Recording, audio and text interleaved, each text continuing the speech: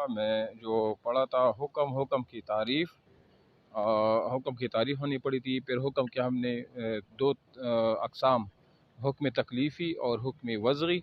फिर वो हुक्म तकलीफ़ी में हमने शुरू किया था फ़र्ज़ और वाजिब से। फिर फ़र्ज़ की दो किस्में थी, फ़र्ज़ और वाजिब की तारीफ़ात और उनके अहकाम वग़ैरह, वो भी हमने पढ़ी थी।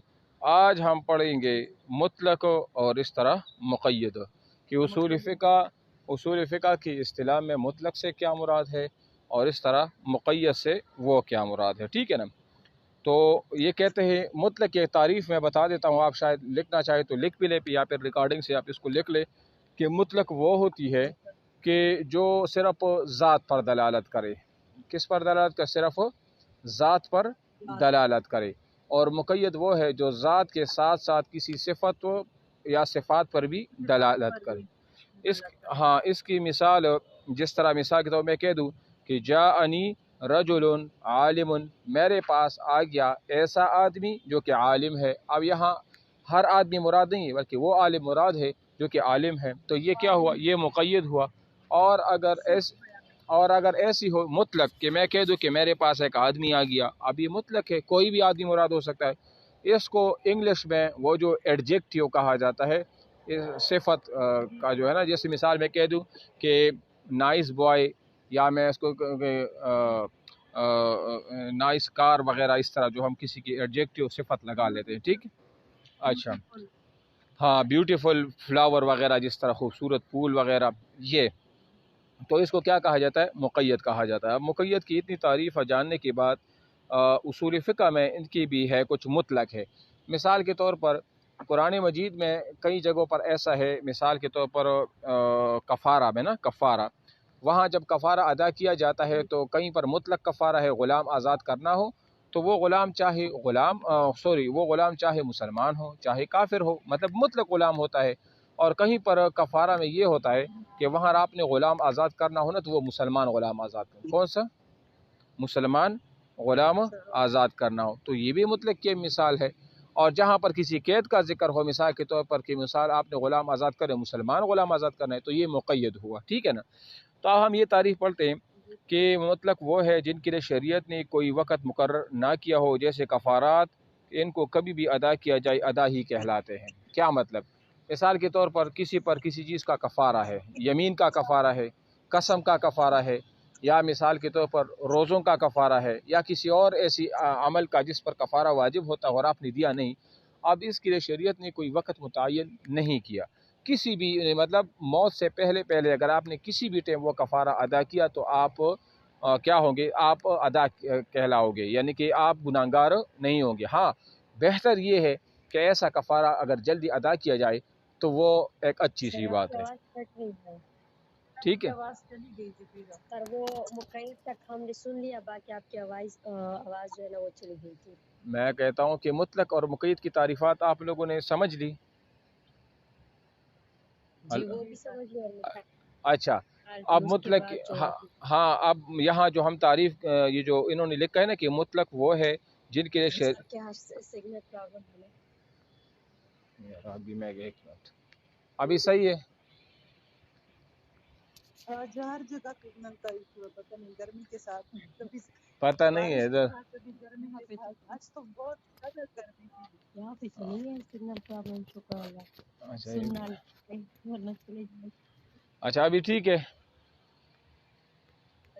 जी सर, पर वो वहाँ तक सुन लिया ना कि और कभी कभी जो गुलाम के साथ मुसलमान और कुफर का कैद लगाया जाता है या मुसलमान का, तो वो अच्छा ठीक है। अच्छा, वो तो हो गया ना, वो मुतलक और मुक़य्यद। अब यहाँ जो इन्होंने तारीफ़ की है कि मुतलक वो जिनके लिए शरीयत ने कोई वक़्त मुकर्रर नहीं किया हो, जैसे कफ़ारात, इनको कभी भी अदा की जाए ये अदा कहलाते हैं।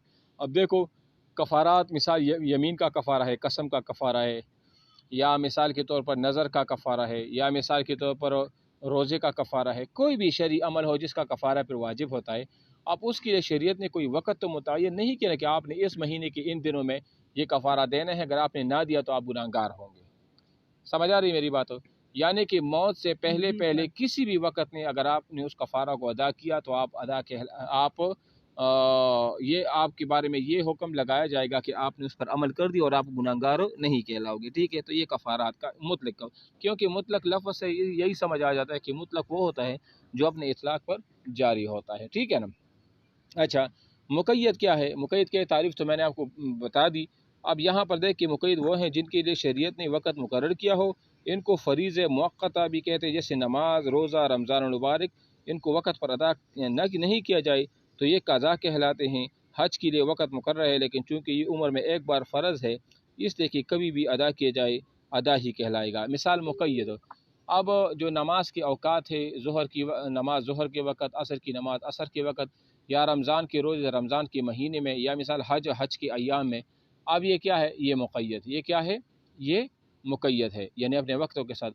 اب کوئی ایسا تو نہیں ہے نا کہ وہ ظہر کی نماز کو عصر کی نماز میں پڑھے، ایسا کسی نے کیا ہے؟ اگر پڑھے گا تو وہ تو قبول بھی نہیں ہوگا، وہ پھر کیا ہو سکتی ہے؟ وہ تو سر ہاں ہاں سر کیا دو چیزیں ایک ساتھ آ سکتی ہیں مطلق اور مقید میں؟ سر جیسے روزے، کیونکہ روزے اگر رمضان میں رکھتے ہیں تو کفارہ اس کا مطلب روزہ مقید ہے، اور اس کا جو کفارہ ہے وہ مطلق ہوگا، تو اس کے نہیں لیے نہیں تو کوئی نہیں نہیں نہیں، ٹائم ایسا تو ہو ہی نہیں سکتا کہ ایک چیز مطلق بھی ہو اور ایک چیز مقید بھی ہو، اب ایسا تو نہیں ہے۔ سر وہ تو نہیں وہ جو رمضان کا روزہ ہے نا، رمضان کا روزہ جو اصل روزہ ہے، روزہ وہ تو رمضان کے مہینے میں ادا ہوگا نا۔ مثال ابھی رمضان کا مہینہ ہے اور ہم نے سب نے رمضان کے روزے رکھنے ہیں، تو ہم کیا کریں گے؟